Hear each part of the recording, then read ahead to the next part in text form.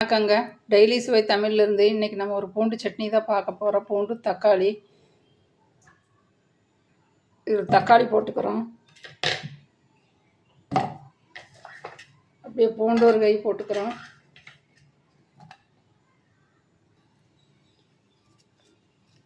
புளி கொஞ்சம் போட்டுக்கிறோம். இதில் உப்பு மிளகாத்தூள் கொஞ்சம் போட்டுக்கிறோம்.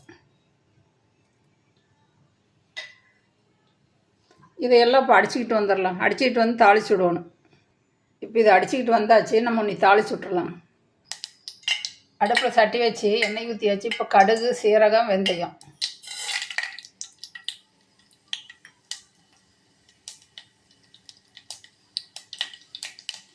இப்போ கருவேப்பிலை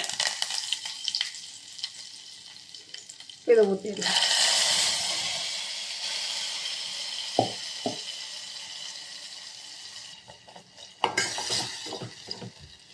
இதில் ஒரு சொட்டு கூட தண்ணியெல்லாம் ஊற்றி அடிக்கக்கூடாதுங்க. இப்படியே தாளி சுட்டு இது கொஞ்சம் நல்லா சுண்டி வரணும். இது கொஞ்சம் நல்லா சுருண்டு வரணுங்க. கொதிக்கும் போது எல்லாம் தெறிக்கும். மூடி வச்சுக்கணும்.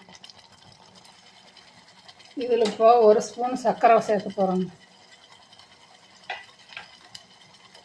இது சேர்த்துனா தான் ரொம்ப டேஸ்ட்டாக இருக்கும். அந்த பூண்டோட ஸ்மெல் கொஞ்சம் இல்லாமல் இருக்கும். இப்போ இது நல்லா சுருண்டு எண்ணெய் பிரிஞ்சு வர ஆரம்பிச்சிருச்சு. இப்போ இதை இறக்கிடலாங்க.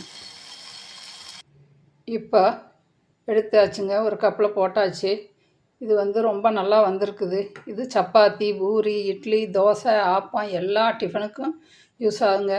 நீங்களும் செஞ்சு பாருங்கள். பிடிச்சிருந்தால் லைக் பண்ணுங்கள், ஷேர் பண்ணுங்கள், கமெண்ட் பண்ணுங்கள். பெல் பட்டனையும் கிளிக் பண்ணிக்கோங்க. எல்லா வீடியோவும் வரும். சப்போர்ட் பண்ணுங்கள். மறக்காமல் சப்ஸ்கிரைப் பண்ணுங்கள்.